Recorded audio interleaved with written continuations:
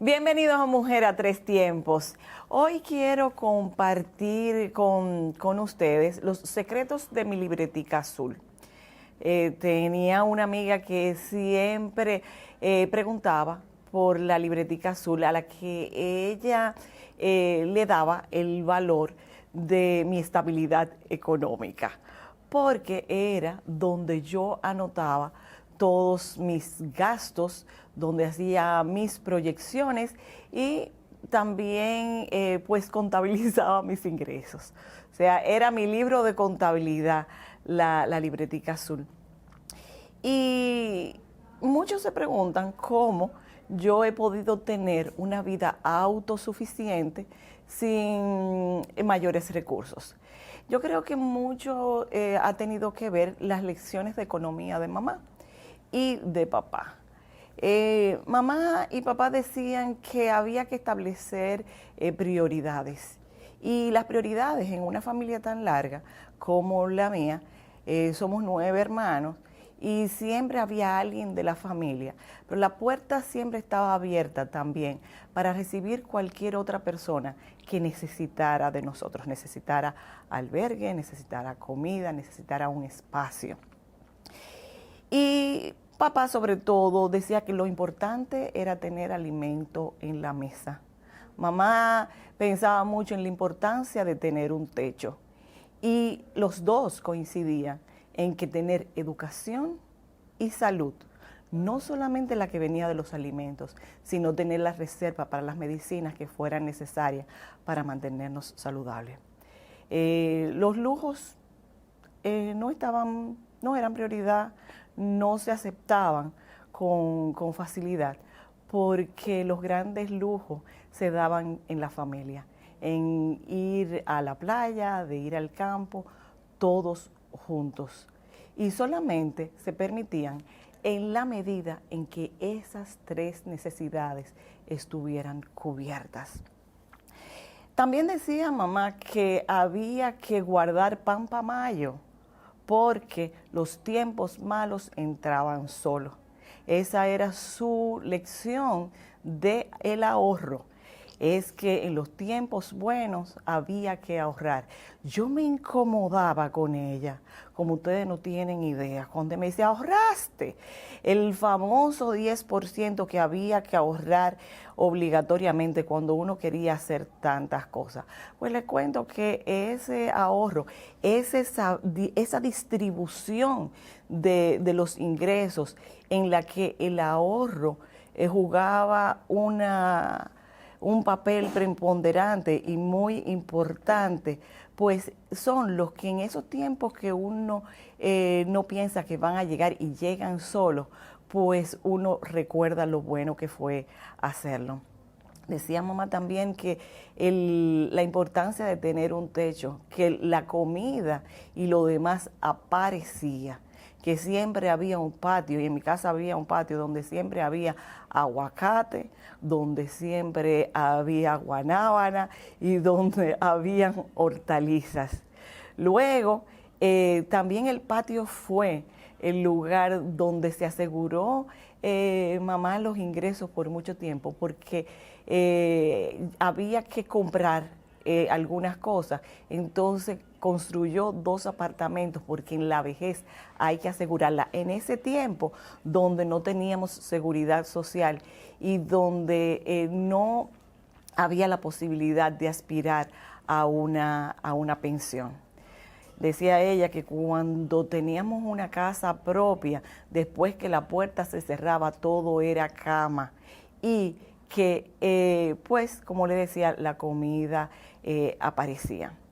Y así, con esas lecciones, muchísimas otras más, fue que fui aprendiendo en que cuando recibía dinero extra, lo primero era cumplir con los compromisos, porque ellos siempre dijeron que su objetivo no era dejarnos fortuna, que la fortuna era la de haber criado hombres y mujeres honrados, honestos y trabajadores y preparados. Para ello era muy importante el que estudiáramos.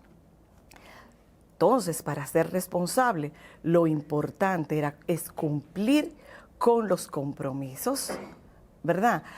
Pero, ¿de qué vale la vida si no podemos disfrutarla? Hay cada ingreso, hay que darse un premio por todo el esfuerzo que se hizo en el camino de obtenerlo. Y por supuesto, una parte importante era ahorrar. Y, por supuesto, un poquito para compartir con aquellos que tienen menos que nosotros. Porque todo lo que damos, pues regresa multiplicado. Ese era el secreto de la libretita azul. Ojalá que tengan una libretita azul y que permitan pues guardar ese pan de mayo mientras pues disfrutamos la vida. Continúen con nosotros en Mujer a Tres Tiempos. El dominicano cuando quiere puede, lucha como nadie para progresar. En su corazón la esperanza crece, sabe que la fuerza está en la unidad.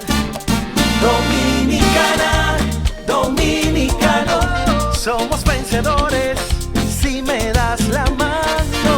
Dominicano, dominicano, pasamos del sueño a la realidad. Dominicana, dominicano, somos vencedores. La vida es como una carrera, una sola, en la que cada día damos la milla extra y seguimos transformándonos, porque lo más importante no está en lo que hicimos, sino todo lo que hacemos para ser invencibles. Banreservas, el banco de todos los dominicanos.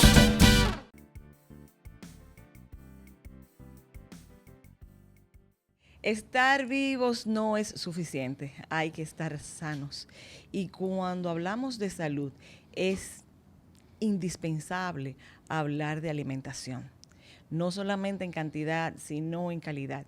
Y los seres humanos, a través de toda la historia de la humanidad, pues han acudido a diferentes tipos de alimentación.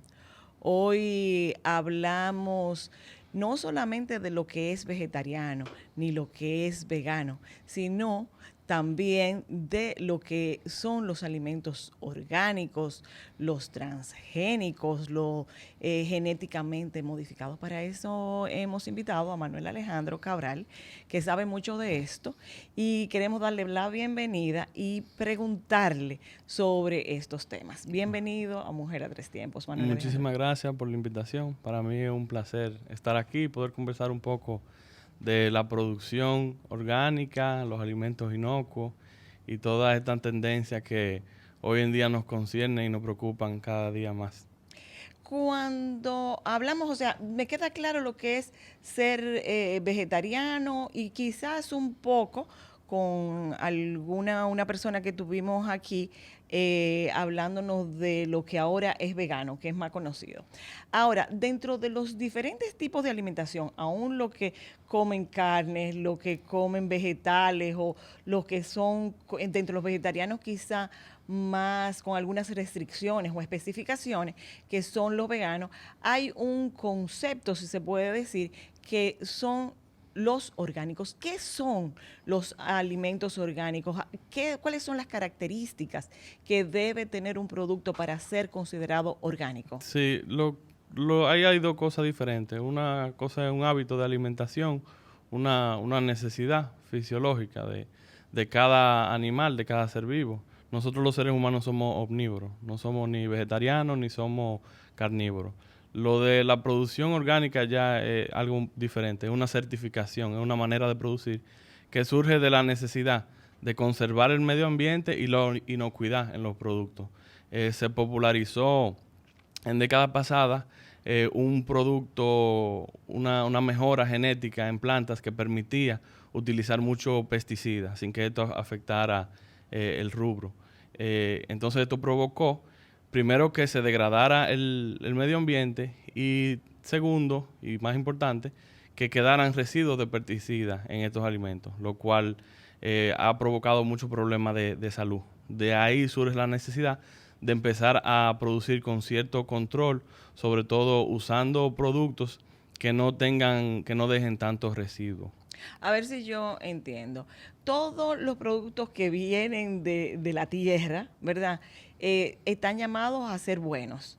Ahora, en el momento en que comenzamos a utilizar pesticidas, quizás algún tipo de que se considere como abono, fertilizantes. Fertilizantes, pesticidas, todo eso se regula en la producción orgánica, que vuelvo y repito, es un certificado.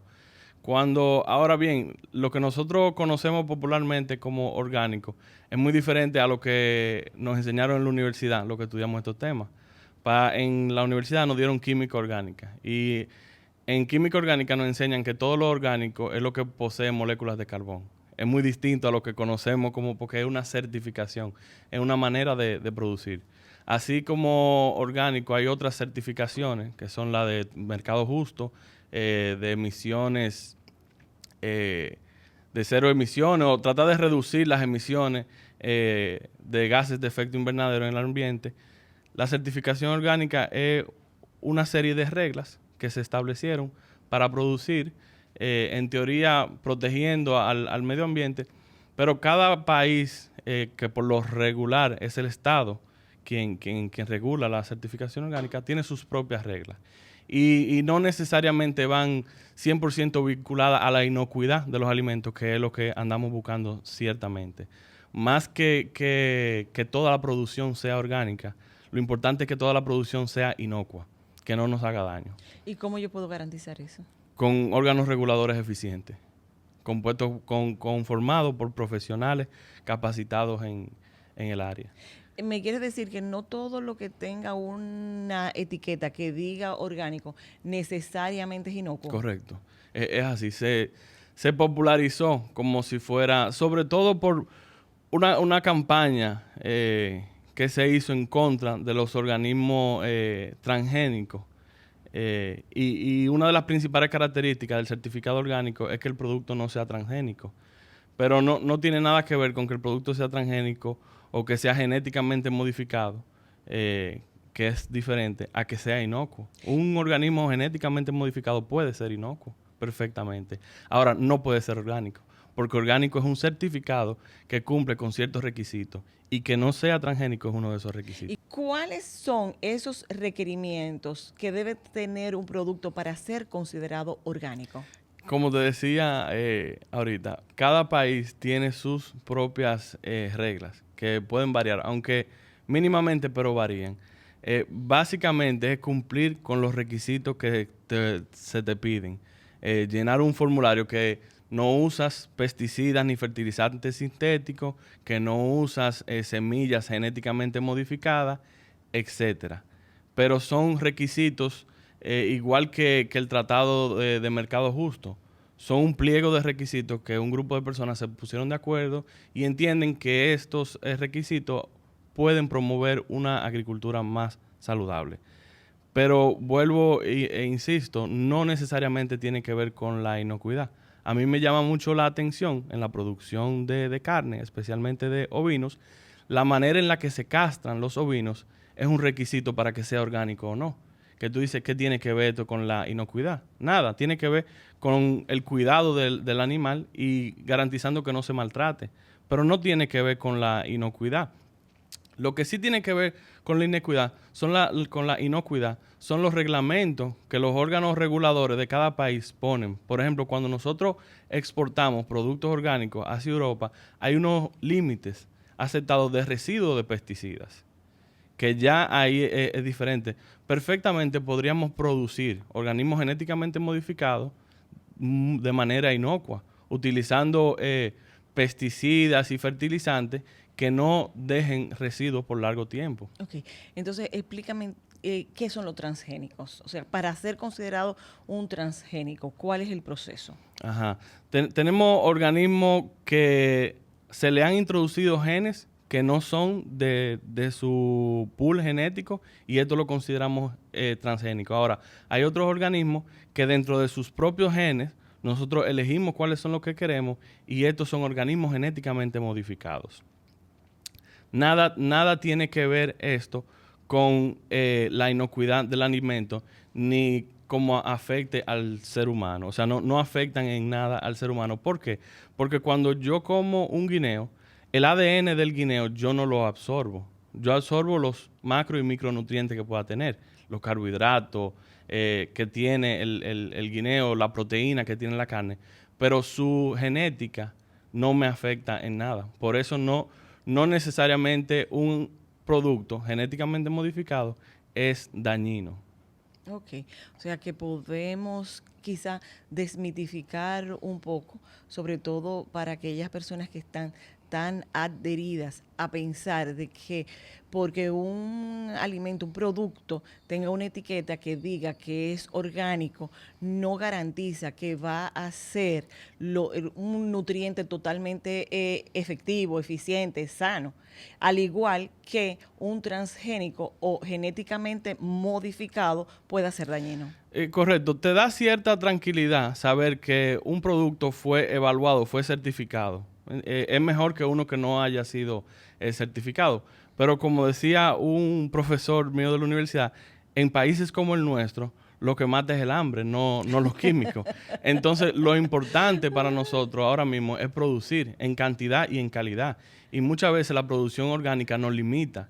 Y sobre todo una pequeña isla como la de nosotros, donde la tierra cultivable no es mucha, nosotros tenemos que aprovechar la tecnología disponible para primero producir alimentos y producir alimentos de manera sostenible, que no dañemos la tierra. Por eso yo siento que no podemos descartar el uso de este tipo de tecnología por apegarnos a una certificación que es igual de buena, es buena, pero hay muchas otras. El mercado justo es muy importante. Usted se fija que los productores es muy poca la participación que tienen en las ganancias.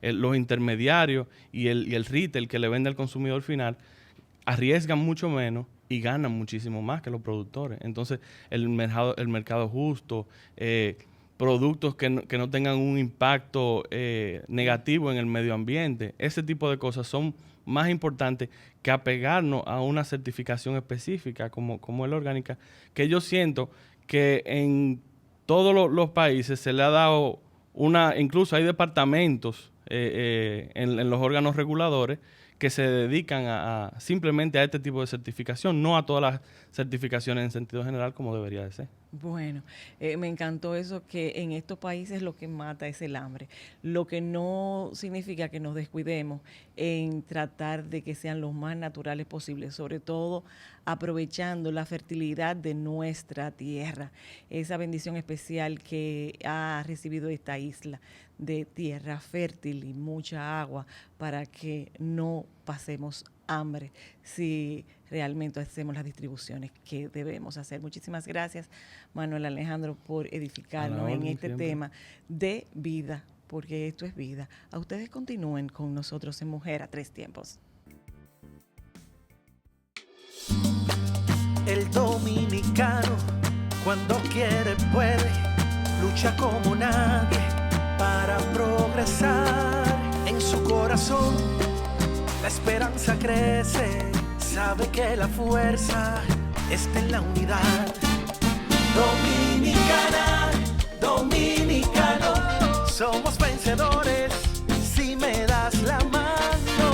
Dominicano, dominicano, pasamos del sueño a la realidad. Dominicana, dominicano, somos vencedores. La vida es como una carrera, una sola, en la que cada día damos la milla extra y seguimos transformándonos, porque lo más importante no está en lo que hicimos, sino todo lo que hacemos para ser invencibles. Banreservas, el banco de todos los dominicanos.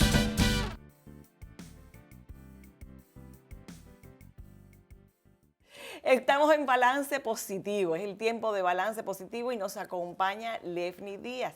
Bienvenida, gracias por aceptar nuevamente nuestra invitación y en este Balance Positivo pues tratar el aspecto económico de las cirugías plásticas, ya sean estéticas o reconstructivas. Muchas mujeres y hombres hoy día optan por esta solución, ya sea por una necesidad física de algún accidente, pero sobre todo por la estética. Y el tema económico es sumamente importante porque hay que programarse y estamos hablando de procedimientos que no son cubiertos por los seguros médicos. Cuéntanos todo el proceso de presupuestar y de prepararse para hacer este tipo de inversión.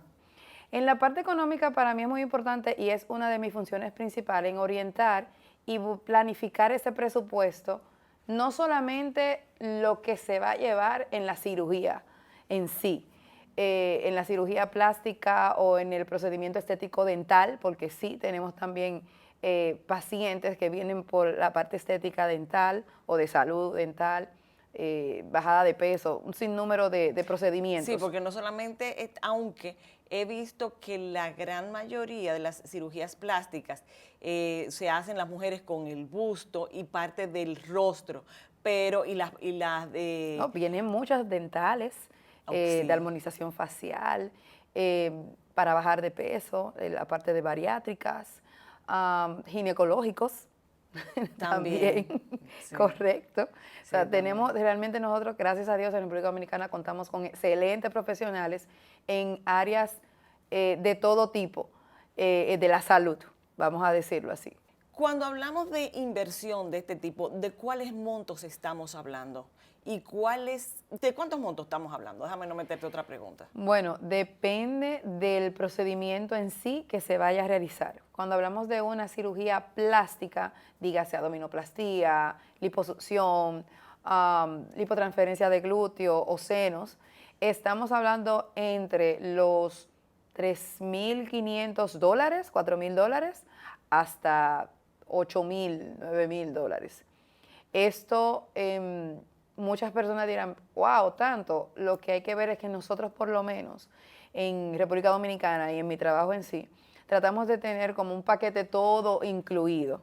Un paquete todo incluido porque las pacientes que nos visitan, en su mayoría, pues que no son locales ni tienen seguro tampoco local, pues tenemos... Pero es que los seguros, perdón que te interrumpa, Lefny, pero es que los seguros no cubren cirugías estéticas. Pero cubren los análisis. Okay. O sea, siendo yo una paciente dominicana y que cuenta con seguro local, yo puedo hacerme los análisis en cualquier laboratorio local y mi seguro lo cubre. Y las clínicas, pues aquí los aceptan de ciertos laboratorios. Claro, para eso uno llega a un acuerdo primero con el doctor que va a hacer la cirugía y que la clínica lo acepten. Porque se ha dado algún fenómeno que muchas personas, se ha visto, que personas le hacen análisis a otras personas que no son de ellos para poder operarse. Se ha visto de todo. Oh, Dios. Se ha visto de todo. Entonces después demandan al médico porque fue mala práctica. Claro, tenía unos resultados que es correcto. Entonces, muchas veces lo que funcionaban. las clínicas de cirugías plásticas lo que han optado es que todo se haga dentro del centro porque ya tienen todo pues con el protocolo y la seguridad correspondiente.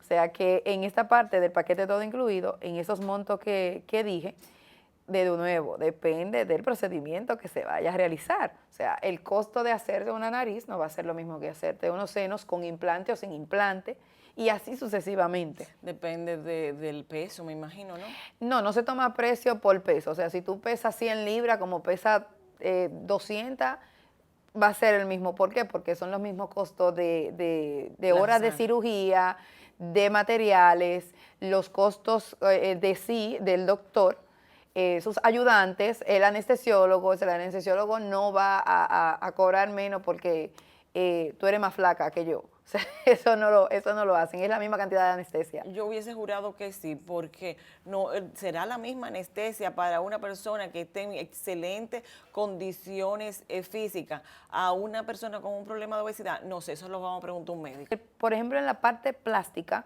en toda la parte estética y reconstructiva, lo primero es que la cirugía plástica es una cirugía opcional y electiva.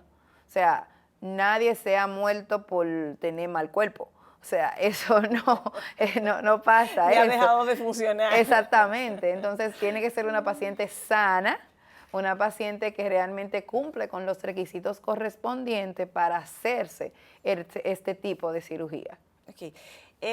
Pero son presupuestos altos, o sea, estamos hablando que algo que quizás interviene más lo que es la salud mental, las emociones, lo bien que tú te sientes con tu cuerpo, pero como bien explicas, no tiene que ver con el funcionamiento orgánico del ser humano, sino más emocional.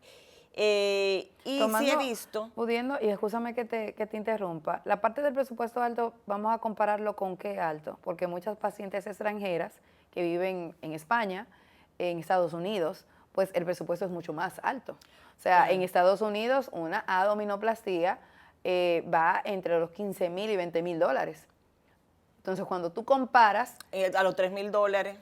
Exactamente, 3,000, 4,000, 8,000, es diferente totalmente. Bueno, pero si tú y obtienen un paquete. Si tú lo relacionas con lo que es la canasta básica y está hablando que por una intervención para tú sentirte más bonita, estamos hablando de un promedio 500,000 mínimo pesos. de... Bueno, 500,000. Yo iba a decir que 150, pensando que son $3,000 de 500,000 pesos, que es con lo que tú pudieras invertir en un vehículo, en una vivienda para una persona de clase media baja, es mucho. Estamos hablando de mucho dinero.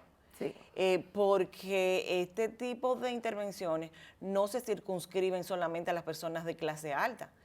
Mujeres y hombres de cualquier clase económica, bueno, y tú me lo confirmarás que trabaja en esto, pues acuden a cirugías, ¿no? Plásticas. Claro, eso depende también de la prioridad, de la planificación, de la persona, sobre todo de prioridades. Muy bien como lo explicas, pero varían mucho en las prioridades de la persona, el estado de salud o el estado emocional que también le produce esa condición a esa paciente. Por ejemplo, yo tengo pacientes que tienen una gigantomastia, ahí ya es un tema de salud, que tienen los senos muy grandes y no tienen realmente dónde caerse muertos, pero buscan el esfuerzo porque tienen una escoliosis que le está matando. Esa parte es por salud. Entonces hay otra parte, por ejemplo, pacientes, personas que han tenido mellizos o múltiples embarazos y tienen el estómago pues muy abultado, no se siente cómoda. Ella realmente, ahí yo soy muy pro cirugía, porque yo digo que primero yo tengo que sentirme bien conmigo antes de yo hacer feliz a los demás. Con mi propia experiencia, que yo tuve una cirugía antes de tener hijos. Hablando o circunscribiéndonos al tema puramente económico, financiero, ¿hay algún tipo de plan, hay algún tipo de planificación que tú recomiendes para que el aspecto económico no interfiera en el mejor estado emocional de la paciente o del paciente al someterse a un procedimiento de este tipo? Bueno, claro que sí. Lo primero es que identifiquemos cuál es el presupuesto, hasta dónde puedes llegar.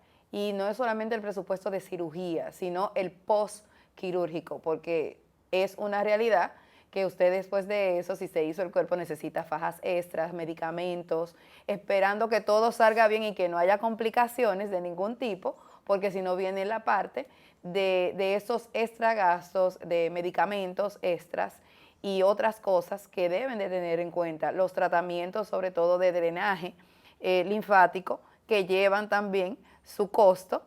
Si necesita viajar o el transporte o llevar una ayuda. También hay que tener en cuenta, por ejemplo, a las que son madres, ¿quién la va a ayudar en el hogar? Va a necesitar una persona que tengas quizás que pagarle para eso. No puedes manejar si hiciste un procedimiento y necesitas quizás pagar a un chofer. O sea, son ciertas cositas y tú no vas a estar laborando. Entonces, la recomendación, ¿cuál sería?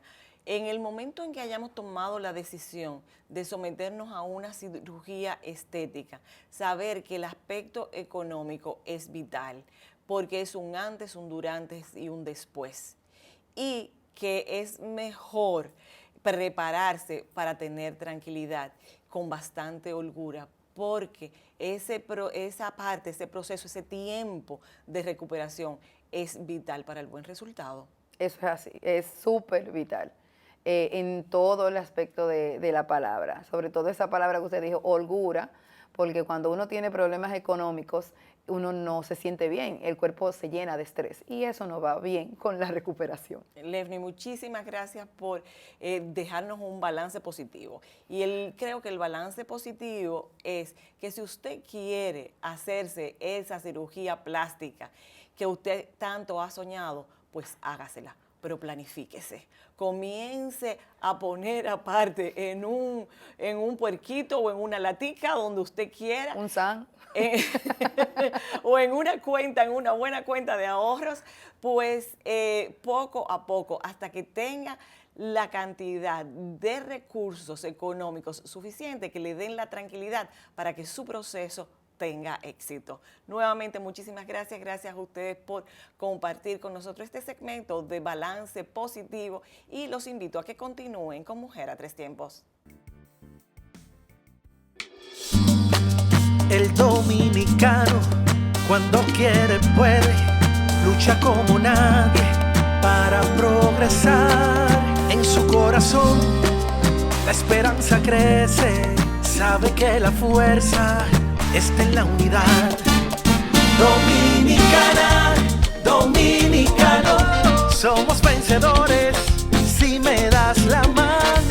Dominicano, dominicano, pasamos del sueño a la realidad. Dominicana, dominicano, somos vencedores. La vida es como una carrera, una sola, en la que cada día damos la milla extra y seguimos transformándonos, porque lo más importante no está en lo que hicimos, sino todo lo que hacemos para ser invencibles.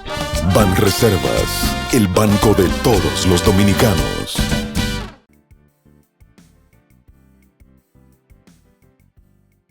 Hemos llegado al momento de nuestra entrevista central con un tema que nos impacta a todos. No solamente la gran población de mujeres profesionales y mayor, que es la mayor audiencia de nuestro programa, sino que impacta a toda la población. Gracias a Dios y al esfuerzo de mucha gente, desde hace 20 años tenemos un sistema de seguridad social y tenemos un plan de pensiones. Pues hoy nos honra con su presencia el señor Joel Santos, quien es gerente general de la administradora de Fondo de Pensiones del Banco de Reservas o AFP Reservas. Bienvenido y muchísimas gracias por aceptar nuestra invitación, señor Santos. Gracias por la invitación y un saludo a toda la audiencia de este programa, pues presto para conversar sobre los temas pues de interés y obviamente siendo el tema pensiones nuestro tema central de hoy. Definitivamente. Y si hablamos, es mucho, de este tema es mucho, son muchas aristas, muchas las interrogantes que tiene toda la población. Pero uno de los aspectos fundamentales es el comentario que siempre se hace de esa gran cantidad de fondos que tienen las administradoras de pensiones. Dígame, ¿son ustedes riquísimos, riquísimos? ¿Nosotros no tenemos acceso a esos fondos, los cotizantes? Bueno, la realidad es que esos fondos son de los cotizantes.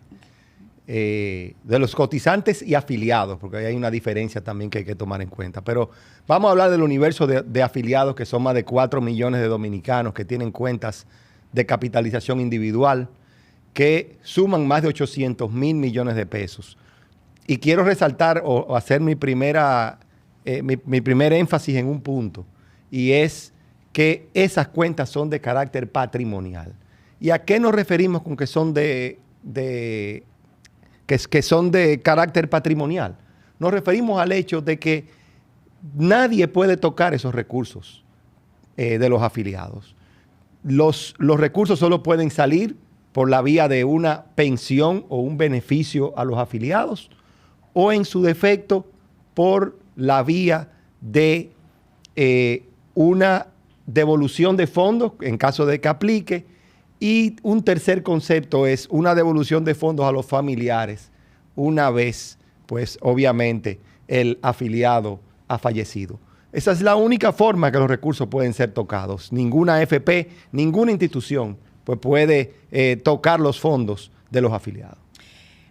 En la función de administrar estos fondos, que como bien explica usted, son de los afiliados, o sea, nosotros lo utilizamos como a veces hasta una manera de inversión. En esa parte, esa responsabilidad de administrar, ¿cómo lo hacen ustedes más rentable para nosotros que ponemos del esfuerzo de nuestro trabajo, de lo que aportan también las instituciones y empresas a las que pertenecemos, pero llegan a manos de ustedes, los administradores? ¿Cómo lo hacen ustedes más rentable? Es una responsabilidad fiduciaria que tienen las AFP, donde tienen que, o su principal función es invertir estos fondos para que den una rentabilidad adecuada a un riesgo moderado. Es decir, no es solo obtener una rentabilidad importante, lo cual han hecho, y ahora voy a dar datos, sino que también tienen que asegurarse de que esos fondos pues tengan un nivel de riesgo moderado, además de que obviamente tienen un nivel de regulación importante y un nivel de requisitos. Por ejemplo, solamente se pueden invertir en llamados títulos grado de inversión, que son títulos que tienen una calificación o vamos a ponerle una calificación que esté por encima de ciertos parámetros que lo hacen ser de bajo riesgo. Entonces, ¿qué hacen las AFP? Pues tratan de maximizar esa rentabilidad colocando en instrumentos de alta rentabilidad, combinando diferentes instrumentos, combinando monedas, para que haya una rentabilidad alta. Tanto así de que de los sistemas de pensiones del mundo en los últimos 10 años, el sistema de pensiones de República Dominicana, si nos colocamos, obviamente nos comparamos con nuestros pares, es decir, excluyendo los llamados países en desarrollo, la República Dominicana en los últimos 10 años ha dado la rentabilidad real más alta del mundo, con un 7% real. Es decir, que se ha sido exitoso en este sentido. Esa rentabilidad histórica de los fondos de pensiones en la República Dominicana sobrepasa el 11.5% a nivel bruto. Es decir, una rentabilidad importante que los afiliados por su propia vía no hubiesen podido lograr, porque han tenido un equipo de expertos, un equipo preparado para estar combinando, y no solamente eso, también invirtiendo en instrumentos que de otra forma el público no necesariamente puede llegar. Por eso es que usted ve de que hay inversiones en instrumentos de Hacienda que se compran y se venden, no es una sola denominación, instrumentos del Banco Central, instrumentos en la llamada economía real, instrumentos en empresas eléctricas, instrumentos en empresas de energía, pero de la llamada energía no tradicional, instrumentos en proyectos agroindustriales importantes como Leche Rica, para mencionar uno, instrumentos importantes como hoteles. Los fondos de pensiones han invertido en más de 1.500 habitaciones en el país, con una proyección de alcanzar las 10.000 habitaciones y convertirse en uno de los inversionistas más importantes del sector turístico. Y todo eso es inversiones que van a favor de los afiliados. Aquella máxima que se hablaba, aquel objetivo de que los trabajadores dominicanos debían ser dueños de empresas, esos conceptos se están logrando a través de la incursión de los fondos de pensiones en el mercado de valores. Y eso ha sido una adición importante porque ya hay un acceso a productos sofisticados a través del mercado de valores y a través de los fondos de pensiones. Uno de los comentarios que he oído, que he recibido, es esa diversificación de la inversión, o sea, que se siente que realmente, quizás porque sientan ustedes que es más seguro, la mayor inversión de los fondos de pensiones están hechas en el gobierno. Sí, tiene más que ver con la disponibilidad de instrumentos de inversión. Durante muchos años, los títulos del Banco Central y de Hacienda eran los que estaban disponibles. En los últimos 4 años ha habido se han comenzado a desarrollar instrumentos en la llamada economía real. Y eso obviamente ha generado un despertar de la inversión de los fondos de pensiones que en pocos años ha alcanzado ya los 100,000 millones de pesos. Es decir, que en muy poco tiempo se ha empezado a generar una diversificación que obviamente tiene que ser paulatina, porque estamos hablando de 20 años de inversión en otros instrumentos y ahora estamos hablando de que en los últimos 4 es que han aparecido estos instrumentos y ya se han invertido más de 100,000 millones en este sentido. De la pregunta anterior se me quedó algo importante que tiene que ver con el éxito de la rentabilidad, y es el hecho de que el 50%, y creo que esto es importante que me sigan, más del 50% de la rentabilidad de los fondos se ha constituido con rentabilidad. ¿Qué significa esto? Y lo voy a poner con un ejemplo que me gusta para que la audiencia me entienda. Yo una vez conversaba con una persona que yo le preguntaba, ¿cuánto tú tienes en tu fondo de capitalización? Y me decía, bueno, yo tengo 2 millones de pesos. Y yo le decía, ¿cómo tú crees que se han constituido esos 2 millones de pesos que tú tienes? Y la persona me decía, o se lo ponía de otra manera, le decía, ¿cuánto tú has puesto de esos 2 millones de pesos? Él se quedaba pensando y claramente, sabiendo que mi pregunta tenía cierto cocorícamo, cierta suspicacia. Sí. Creo que fue conservador con el número que él verdaderamente estaba pensando. Pero lo pensó y me dijo, yo he puesto como 1.3 millones.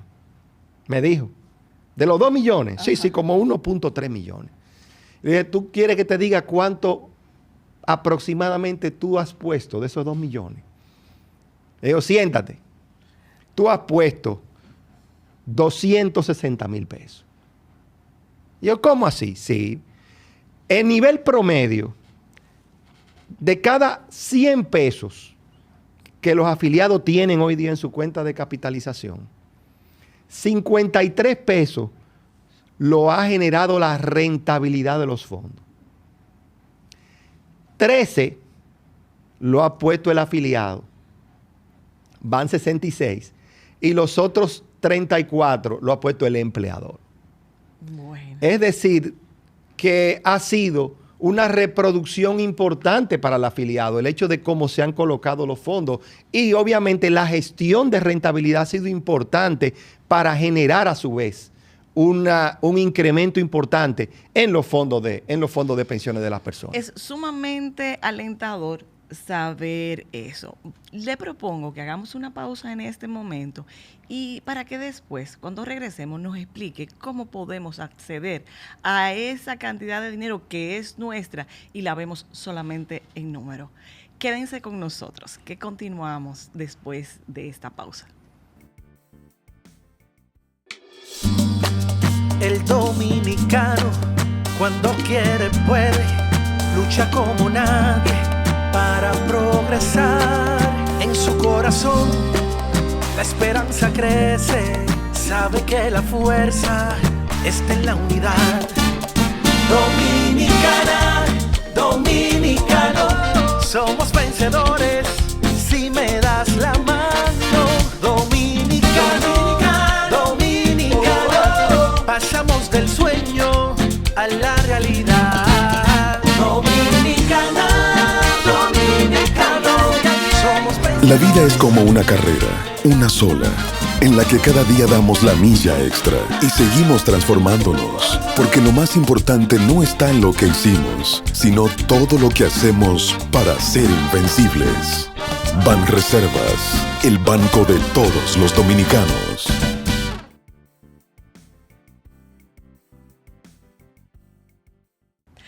Gracias por permanecer con nosotros en Mujer a Tres Tiempos y nos honra con su presencia el señor Joel Santos. Hablamos de pensiones, de los fondos de pensiones. Ha quedado en el primer segmento sumamente claro de que es una buena inversión porque es rentable, aumenta nuestro patrimonio. Ahora, la pregunta, señor Santos, es que se ve lindísimo. O sea, yo voy a mi reporte, que cada vez lo hacen más frecuente. Yo estoy en reservas y estoy muy conforme porque me encanta ver esos números. Pero lo veo como un sueño al que no puedo alcanzar. O sea, me siento rica, pero con necesidades.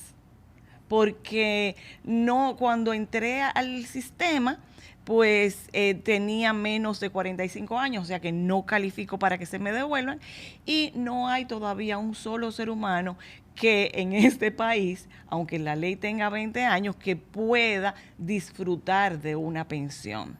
Entonces, ¿cómo es que vamos a ver ese sueño, realidad hecho en la mano, que yo pueda disponer de él? Bueno, la realidad es que la pregunta es muy interesante y dándote la razón, pero hay que entender el hecho de que del sistema que estamos hablando es un sistema de largo plazo. Las inversiones son de largo plazo con el objetivo de preservar o de generar la mayor cantidad de recursos para el retiro de la persona al momento pues de que llegue ese momento. A mí me gusta usar el ejemplo de que las personas tienen que verse, o un dominicano tiene que verse en dos facetas. El dominicano de hoy, es decir, la persona en edad de trabajo, y la persona más vulnerable de las dos, que es, yo no quiero usar la palabra viejito, pero la persona que ya está en retiro, que no está en capacidad de trabajar, etcétera. Pero son dos personas en una. Hoy día la persona que trabaja está trabajando para su coyuntura de hoy, pero también está ahorrando para el futuro. Y es de esa segunda persona que se tratan esos recursos. Yo veo a veces, claro, reconociendo circunstancias que se pueden dar, de que la persona coyuntural de hoy, la de hoy, quiere esos recursos. Claro. Pero esos recursos son de la persona de mañana. Y para eso se están. La persona de hoy, entendiendo algunas dificultades que pueda tener, porque hay que ser sensible y hay que entender que la persona de hoy puede tener ciertas limitaciones, como ha sucedido durante la pandemia y demás, pero hay que generar los mecanismos coyunturales para atender esos problemas. No que no se atiendan, pero deben ser atendidos con los mecanismos adecuados, no con los mecanismos de largo plazo que están diseñados para la persona de mañana. Además de que obviamente también el sistema de pensiones requiere de mejoras para incrementar esos recursos de mañana, porque no es que por las mismas coyunturas del mercado de trabajo de hoy, donde yo siempre digo, donde el 50% de los que hoy están afiliados al sistema están fuera del sistema el 50% del tiempo. Es decir, hay una intermitencia en el mercado de trabajo que genera dificultades aún para ese mañana. Por lo tanto, tenemos que buscar la manera de mejorar ese tema del mañana, pero no dañarlo, aún sabiendo que la persona de hoy también requiere de atención. Ok, eso es a más largo plazo, o sea, se necesitan... Sí, pero quizás no te respondí cómo se acceden a los recursos. Ok, bueno, ahí voy, porque sí sé... Varios mecanismos. Que hay varios mecanismos. Vamos con el tradicional, que es la pensión. Vamos a usar términos que la gente pueda entender. La llamada pensión por vejez, la pensión tradicional.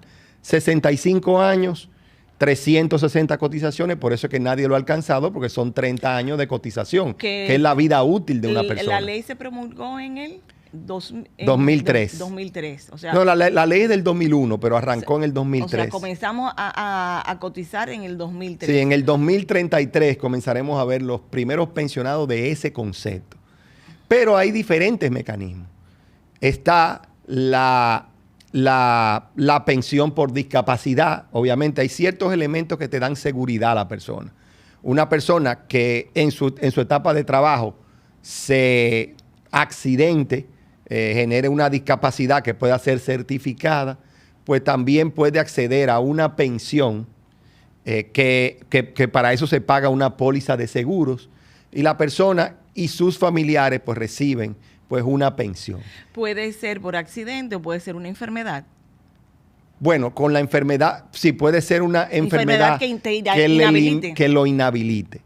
Pero también está la devolución de fondos ya que hablaste de enfermedad, por enfermedad terminal. Si una persona sufre de una enfermedad terminal, pues también recibe la devolución de los fondos. También está la pensión de sobrevivencia, que es si el afiliado fallece, los familiares tienen derecho a una pensión. Sobre todo si los hijos, porque hay que mirar, o sea, la pensión corresponde a la cónyuge, pero los hijos también tienen derecho a esa pensión si son menores de edad o están en edad vamos a decir, están en la universidad a los 21 años. ¿Y si no? Si no, entonces viene el otro concepto, que es la herencia, donde los familiares, es decir, los que heredan, reciben la devolución de los fondos. Y esto... el único me falta también, pero perdónenme, porque quiero hacer un stop ahí, porque hay muchas personas que se me han acercado preguntando sobre ese tema. Si son menores, o sea, es a la esposa, al esposo, falleció, le dan la pensión, le devuelven el dinero o entra dentro de una pensión, o sea que es una pensión. Pero si no se califica para pensión,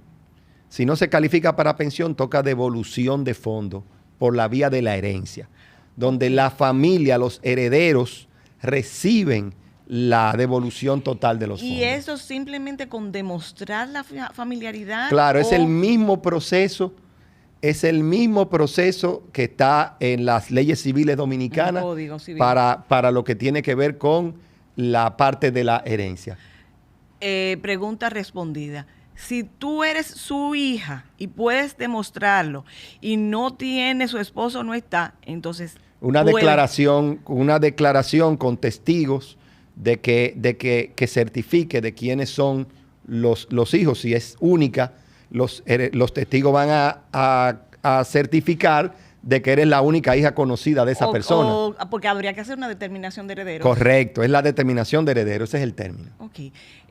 Perdone y continúe con las otras modalidades. Bueno, y ya la modalidad que me falta es la de ingreso tardío, que perfectamente usted la describió al principio.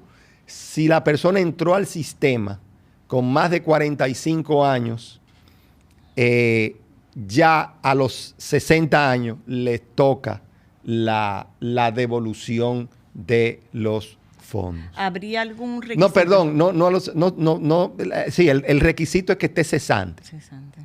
¿Y qué tiempo debe estar cesante? Puede probar, si prueba de que está fuera del sistema, inmediatamente quede cesante al próximo mes prácticamente, que es cuando se puede hacer la reclamación. Perfecto. ¿Cuál es? De hecho, el sistema ha otorgado más de 30 mil millones de pesos en ingreso tardío. Ha otorgado también unas 11.000 pensiones por discapacidad y unas 13.000 pensiones de sobrevivencia. Es decir, más de 200.000 dominicanos han recibido beneficios del sistema ya, lo cual es cerca del 5% del total de afiliados y más del 10% de los que están cotizando en este momento. Ok. Nosotros hemos llegado al tiempo. Que para un sistema joven es mucho. Nosotros hemos llegado al tiempo, no obstante, le vamos a pedir permiso a Carmen para que nos dé 1 o 2 minutos más, porque me queda una inquietud. El mayor empleador del país es el gobierno y reservas y todas sus otras dependencias, tendríamos el mayor número de clientes y afiliados. ¿Pasa así con AFP Reserva? AFP Reserva es una de las AFP más importantes del país, pero obviamente no tenemos la exclusividad con los empleados públicos. Tenemos tanto empleados públicos como privados. Recientemente ya alcanzamos los 600.000 afiliados. Como dije, somos una de las más importantes. Somos la AFP que ha dado históricamente la mayor rentabilidad en el mercado. Eso también hay que... Y somos una AFP y somos la única AFP también que tiene no solamente oficinas en Santo Domingo y Santiago, sino que también la tenemos en otras localidades del país. Y continuamos también expandiendo nuestra red de servicios a lo largo del país. Que tiene además AFP reservas que pudieran no ofrecer otras. Nosotros tenemos avances importantes tecnológicos, si bien todas tienen su aplicación. Nuestra aplicación tiene una serie de características muy particulares. Usted en su celular, usted puede inclusive calcular y proyectar su pensión.